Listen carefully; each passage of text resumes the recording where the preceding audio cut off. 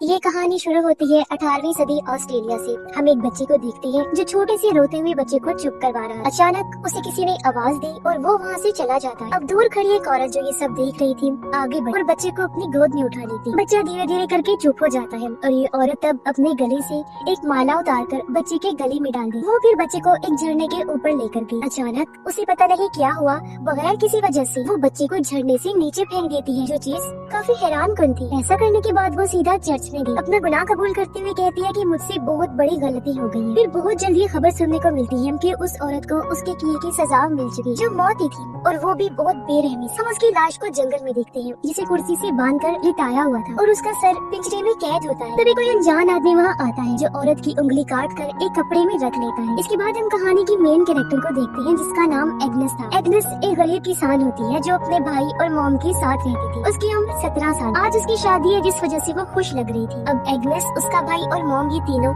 अपना सामान एक मालगाड़ी में रख के दूसरे गांव जा रही होती है। ये सब कुछ उसके होने वाले हस्बैंड के लिए हो रहा था। ये लोग जब उसके घर पहुंचे तो पता चला कि शादी की तैयारियां तो अरूज पर है। एग्नेस की शादी जिस आदमी से हो रही थी, उसका नाम वुल्फ होता है। गांव वाली खुशी से एग्नेस को अपने हाथों पर उठा लेते हैं, जिससे उसे भी काफी खुशी हुई। अब वुल्फ की मॉम एग्नेस को एक एप्रन पहनाती है, जिसके बाद उसके हाथ में एक बच्चे जैसा पुतला पकड़ा दिया जाता है, जो देख एग्नेस समेत सभी काफी खुश नजर आते हैं। दरअसल ये करके उसे समझाने की कोशिश की जा रही थी कि शादी के बाद वो अच्छी वाइफ बने, अपने घर के सब काम कर सके, साथ ही उसे एक और जिम्मेदारी भी मिल जाएगी, जो उसके बच्चे की होगी जब वो माँ बने। खैर, उन दोनों की शादी हो जाती है और जब लोग जश्न मनाते हुए नाच गाना कर रहे थे, तो वुल्फ एग्नेस को कहता है कि चलो मेरे साथ, मैं तुम्हें कुछ खास दिखाता हूँ। वो उसे सरप्राइज देना चाहता था। उसकी आंखों पर पट्टी बांधता है और उसे एक नए घर में लेकर आता है, जो देख एग्नेस हैरानी से कहती है, लेकिन मुझे तो लगा था मैं तुम्हारी माँ के साथ रहूंगी। वुल्फ जवाब देता है कि वो घर मेरे भाई को मिलेगा, जिस वजह से मैंने अपने जमा किए हुए पैसे और कुछ उधार पकड़कर ये घर खरीदा। एग्नेस ये सुनकर काफी फिक्रमंद हो जाती है।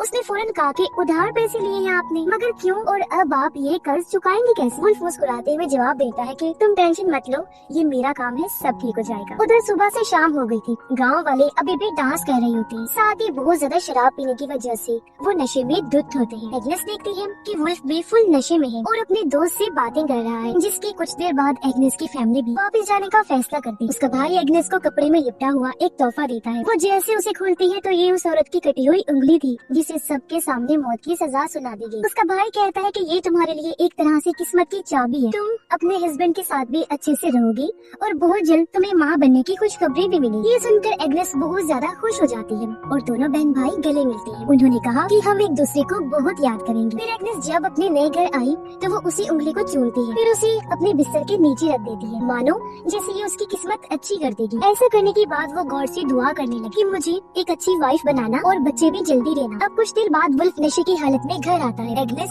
अच्छी बीवी की तरह उसके पास जाकर अच्छा टाइम गुजारने का सोचती है, लेकिन वो तो उल्टा उसे डांट कर चुपचाप सोने को कहकर खुद भी सो जाता है। अगली सुबह जब एग्नेस की आँख खुली तो उसने देखा कि वुल्फ बिस्तर पर नहीं है। वो पूरे घर में और अस्तबल में उसे ढूंढती है, लेकिन वो कहीं भी नहीं मिलता। अब एग्नेस तैयार होकर जंगल में चली जाती है। काफी देर तक वहाँ भटकने के बाद उसे एक पेड़ पर लगे कागज पर अजीब तरह के निशान दिखते हैं। ये उसी औरत के थे जिसने बच्चे को झरने से फेंक दिया था और अब उसकी मौत हो गई, जो देखकर एग्नेस को काफी बुरा महसूस होता है। वो जब आगे बढ़ी तो उसे औरत की लाश भी दिख जाती है, जो अभी तक कुर्सी से बंधी हुई है और उसका सर काटकर साइड में रखा हुआ है, जो पिंजरे में कैद है। जो देख उसका दिल बैठ जाता है। फिर अब थोड़ा और आगे बढ़ने पर एग्नेस वुल्फ को ढूंढ लेती है, जो अपनी माँ और गांव वालों के साथ तालाब में मछलियाँ पकड़ रहा होता है। वुल्फ की माँ उसे कहती है, आ जाओ लड़की, काम पर लगो। एग्नेस काम करने की बहुत कोशिश करती है, पर क्योंकि पहले उसने इस तरह का काम नहीं किया होता, इसीलिए उसे बड़ी मुश्किल पेश आती। तभी चर्च की घंटी बजने लगी, जो सुनकर एग्नेस घुटनों के बल बैठ जाती है और दुआ मांगने लगी। उसे इस तरह देखकर वुल्फ की माँ चिढ़ जाती है, कहने लगी, बस करो, सारी प्रेयर्स क्या आज ही करोगी? इतनी दुआ काफी है और काम पर लगो।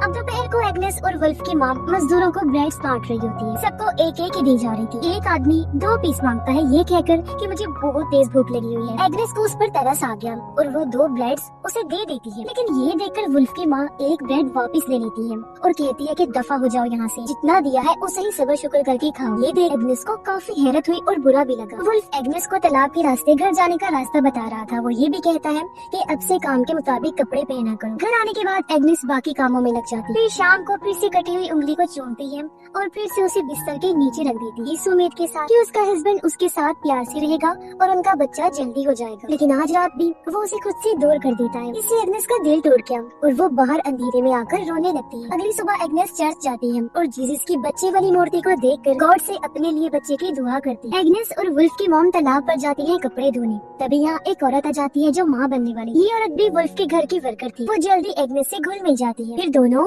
जंगल में जाती है आराम करने के लिए, लेकिन उनकी वहाँ आँख लग जाती है। एग्नेस की जब आँख खुली तो उसे एहसास हुआ कि मैं काफी टाइम से सो रही हूँ। वो औरत भी वहाँ से जा चुकी थी, इसलिए एग्नेस भी जल्दी से उठकर घर की तरफ चल दी थी। वहाँ पहुँचकर उसने देखा कि वुल्फ की मॉम खाना बना रही। वो पूछती है क्या मैं आपकी मदद करूँ? वुल्फ की मॉम गुस्से में मना कर देती है और पूछती है ये अब तक कहाँ थी? एग्नेस जवाब देती है चर्च गई। इस पर वुल्फ की मॉम उसे ताना देते हुए कहती है कि तुम बेशक जितनी मर्जी दुआएं करो, लेकिन गॉड उस औरत का साथ कभी नहीं देते जो अपने हस्बैंड का ख्याल नहीं करती और उसे टाइम से खाना बना के नहीं दी। वुल्फ की माँ ये भी कहती है कि तुमने जो पौधा रखा हुआ है बहुत बुरा है, गंदा है, पूरा घर ही इसकी वजह से गंदा लगता है, इसलिए बेहतर होगा इसे फेंक दो। अब उनके बर्ताव से एग्नेस को काफी बुरा फील हुआ। वो वुल्फ से पूछती है क्या तुम्हारी मॉम हर रोज आएंगी? उसने जवाब दिया पता नहीं। एग्नेस फिर पूछती है वो क्या मुझसे नफरत करती है? इस पर वुल्फ समझाता है कि ऐसी बात नहीं है, मेरी माँ बस थोड़ी सख्त है और गुस्सा हमारे खून में है। फिर आज रात भी वुल्फ एग्नेस से कोई बात किए बगैर ही सो जाता है, जिससे वो काफी उदास हो गई। सोचती है कि आखिर मैं ऐसा क्या करूं कि मेरा हस्बैंड मुझ में दिलचस्पी नहीं। वो घर के पीछे बने एक पुराने कमरे में जाती है जहां उसने अपना श्राइन बनाया हुआ था, यानी इबादत की जगह। वो गॉड से दुआ करती है। तब एक तितली उसके चेहरे पर आकर बैठ गई। एग्नेस इसे अपने लिए उम्मीद की किरण समझकर खुश हो जाती। फिर अगली सुबह वो जल्दी उठी, तालाब पर जाती है ताकि सबके आने से पहले वो मछलियाँ पकड़ ले, लेकिन वो बेचारी एक भी मछली नहीं पकड़ पाती, उल्टा कीचड़ में फंस जाती है जिससे निकल ही नहीं पा रही। तभी वुल्फ अपने वर्कर्स के साथ वहाँ जाता है जो एग्नेस को ऐसे देखकर परेशान हो गया। कहता है कि तुम्हें यहाँ नहीं आना चाहिए था क्योंकि ये बहुत खतरनाक कीचड़ है, यहाँ पर बहुत सारे लोगों की डूबने से मौत भी हो चुकी है। इस पर एग्नेस कहती है वो बस मैं अपने कल खाना न बनाने की गलती का बदला दे रही थी। वुल्फ फौरन उसे बाहर निकाल देता है ताकि मछलियाँ डरकर भाग न जाए। रात के टाइम कोई वुल्फ का दरवाजा खटखटाता है और उसे बताया गया कि तुम्हारे दोस्त के साथ बहुत बुरा हो गया है, इसीलिए वो फौरन देखने निकल पड़ता है। तभी एग्नेस भी पड़ोस में औरत की चीखों की आवाज सुनती है जिससे वो कांप उठी। लाइट लेकर पड़ोसन के घर चेक करने जाती है कि आखिर हुआ क्या है। वहाँ पहुंचकर उसने देखा कि वुल्फ के दोस्त के घर के बाहर बहुत सारे आदमी जमा हैं, क्योंकि वुल्फ के दोस्त ने खुद को फांसी पर लटका कर अपनी जान ले ली। वो आदमी उसकी लाश को लेने आए और उसकी मॉम रो रही और आदमियों से मिन्नतें कर रही थी कि प्लीज इसे मत लेकर जाओ, लेकिन कोई उसकी बात नहीं सुनता। वो उसकी लाश को एक कैरेज पर रखकर वहाँ से ले जाते हैं। ये सब देखकर एग्नेस काफी डर गई। वो सहमी हुई घर लौट आती है, दुआ करने लगी कि मैं हमेशा हर बुराई से बची रहूं। अगले दिन वहाँ पर फादर आए। वो कहते हैं कि वुल्फ के दोस्त की लाश को दफन नहीं करना क्योंकि अपनी जान लेना बहुत बड़ा गुनाह है। शुरुआत में जिस औरत ने बच्चे को झरने से फेंका था वो उसका अपना ही बच्चा था, लेकिन उसने तो अपना गुनाह कबूल कर लिया था तो उसे फिर भी तकरीबन माफ कर दिया गया। माफी भी किया कि दर्दनाक मौत तो फिर भी उसे दी गई, लेकिन क्योंकि उसने अपना गुनाह कबूल कर लिया था इसलिए उसकी आत्मा हेवन यानी जन्नत में जाएगी। और वुल्फ के दोस्त ने खुद अपनी जान लेकर इतना बड़ा गुनाह किया कि उसकी आत्मा गुम हो गई है और वो पक्का हेल यानी जहन्नुम में ही जाएगी। चर्च से बाहर आने के बाद एग्नेस देखती है कि वुल्फ के दोस्त की लाश को बाकी गुनाहगारों की लाशों के साथ सड़ने के लिए कूड़े में फेंक दिया है। अगले दिन एग्नेस जब खेतों में काम कर रही थी तो उसे फीमेल वाला मसला हो जाता है, जिससे वो बेचारी मायूस होकर रोने लगती है क्योंकि उसने माँ बनने की दुआ की। दोपहर को एग्नेस जब रोटी बांट रही थी तो उसकी प्रेग्नेंट दोस्त कहती है कि एक और दे दो प्लीज, क्योंकि मैं 2 जानों के लिए खा रही हूँ, अपने और होने वाले बच्चे के लिए। लेकिन क्योंकि वहाँ वुल्फ की माँ मौजूद थी इसलिए एग्नेस को मना करना पड़ता है। उसकी सास उसे और परेशान करने के लिए कहती है कि तू फिक्र ना कर उसके खाने की, उसे तो शुक्र अदा करना चाहिए कि उसे यहाँ काम पर रखा हुआ है। ये बात सुनकर एग्नेस को बहुत बुरा लगता है। उसे शदीद गुस्सा आया हुआ था, इसलिए घर लौटते हुए वो खुद को कांटे वाले पोतों से जख्मी कर लेती। इससे भी जब उसका मन नहीं भरा तो वो खुद को और तकलीफ पहुँचाने के लिए कांटेदार टहनी से अपनी जुबान को भी खुरचने लगती है, जिससे उसका काफी खून बहने लगा और ये सीन काफी दिल दहला देने वाला था। ऐसा करने के बाद वो वहाँ रखी सरकटी औरत की लाश के साथ ही लेट जाती है और कुछ देर वहीं आराम करती है। रात को जब एग्नेस घर नहीं पहुँची तो वुल्फ की माँ उससे शिकायत करती है कि देखो तुम्हारी बीवी अभी तक घर नहीं आई, मुझे तो इस लड़की की बड़ी फिक्र लगी रहती है, ना तो टाइम से घर आती है, ना खाना सही से बनाती है और ना ही कोई काम ढंग से करती है, ना ही तुम्हारा ख्याल उसे रखा जाता है और ना ही बच्चा पैदा कर रही है। ये सुन वुल्फ कहता है माँ आप शांत हो जाओ और एग्नेस को थोड़ा और टाइम दे, सब कुछ कर लेगी। उसकी माँ कहती है तुमने भी गलती की है, तुम्हें इस गाँव की किसी लड़की से शादी करनी चाहिए जो ये सारे काम भी करती और तुम्हारे बच्चे भी पैदा कर। अब वो लोग इस बात से अनजान थे कि एग्नेस बाहर खड़ी हुई उनकी सारी बातें सुन रही है। वो दुखी होकर रोने लगती है, दिल ही दिल में सोचती है कि मैं वुल्फ की माँ को कैसे बताऊं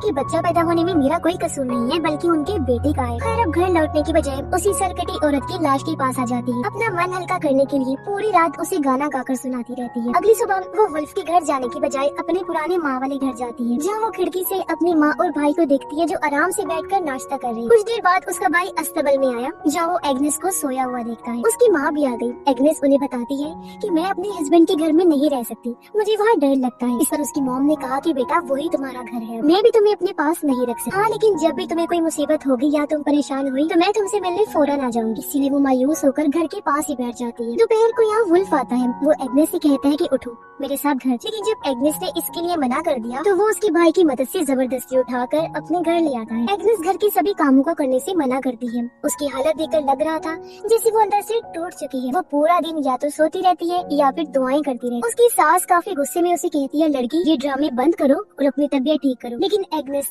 जिसके अंदर जीने की अब कोई उम्मीद नजर नहीं आ रही थी, कोई जवाब नहीं दी। वुल्फ की माँ उसके कपड़े बदलने लगी ताकि उसे डॉक्टर के पास लेकर जाए। तब गुस्से में वो कपड़े छीनकर खुद पहनती है। फिर चेकअप करवाने के बाद अकेले ही घर की तरफ जाने लगती है। तभी उसे रास्ते में एक अनजान छोटा सा बच्चा मिलता है, जिसे देखकर वो काफी खुश हो गई। फौरन उसे गोद में उठा लेती है। वो सोचती है कि मेरी दुआ कबूल हो गई है और ये गॉड की तरफ से मेरे लिए गिफ्ट है। वो उसे लेकर घर आ जाती है, मगर वुल्फ की माँ को काफी गुस्सा आ जाता है। उसने कहा कि इस बच्चे को तुम वापस वहीं छोड़कर आओ जहाँ से लेकर आई हो। इसके माँ बाप इसे ढूंढ रहे हो। अब उस बेचारी के पास बात मानने के अलावा और कोई रास्ता नहीं था, इसीलिए वो बच्चे को वहीं छोड़ाती। उसे यकीन होता है कि उसके माँ बाप जरूर आएंगे। फिर घर आकर वो बच्चे के लिए खूब दुआएं करती। जैसे ही रात हुई, वुल्फ गांव वालों के साथ मौज मस्ती करने और शराब पीने में मगन होता है। उसे अपनी बीवी की जरा परवाह नहीं थी, जो डिप्रेशन में डूबी हुई थी, अपने बिस्तर पर लेटी हुई। एक बार फिर वो कटी हुई उंगली निकालती है, उसका खून चाटकर गॉड से दुआएं करने लगती है। अब कुछ ही देर बाद वो कांपते हुए नीचे गिर गई और उसे ऐसे ख्याल नजर आने लगते हैं जिनका हकीकत से कोई ताल्लुक ही नहीं होता। फिर जैसे ही उसकी आंख लगी, उसे एक ख्याल नजर आया। वो मिट्टी खोदती है, जमीन में गड़ी हुई उसे अपनी लाश मिलती है, जिससे वो समझ गई कि मुझे दफना दिया गया है। फिर अचानक ही उसकी आंख खुल गई। उसने देखा कि वुल्फ उसका गला पकड़ के खड़ा है। वो तंग आ चुका है और उसे समझ नहीं आ रही कि अब वो एग्नेस के साथ क्या करे। फिर अपने गुस्से पर कंट्रोल करके वो कमरे से बाहर चला जाता है।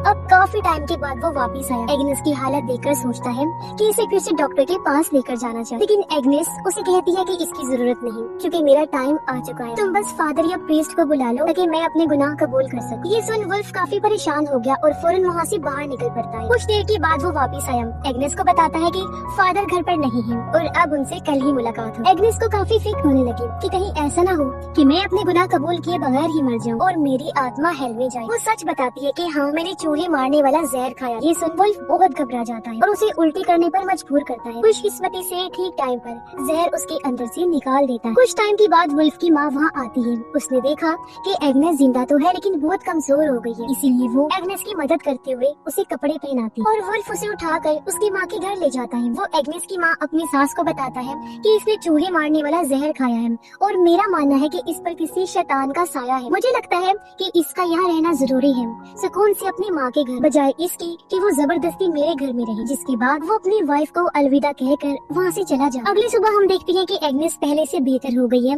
और अपने कमरे की साफ सफाई करती, फिर तैयार होकर अपने घर वालों को अलविदा कहकर घर से निकल जाती है। वो जंगल में पहुंची, जहाँ उसे बच्चों का एक ग्रुप नजर आया जो खेल रहे थे। एक बच्चे से पूछती है, क्या तुम मुझे यहाँ के श्राइन के बारे में बता सकते हो? मैं तुम्हें पैसे दूंगा। बच्चा इसके लिए मान गया और जब ये दोनों श्राइन तक पहुँचे तो एग्नेस उसे कहती है कि तुम भी मेरे साथ दुआ करो। बच्चा मान गया और ये दोनों श्राइन के अंदर जाकर दुआ करने लगती है। लेकिन अब अचानक एग्नेस लड़की की गर्दन में चाकू घुसा देती है, जिससे वो जख्मी होकर नीचे गिर गया। एग्नेस उसे पकड़ लेती है।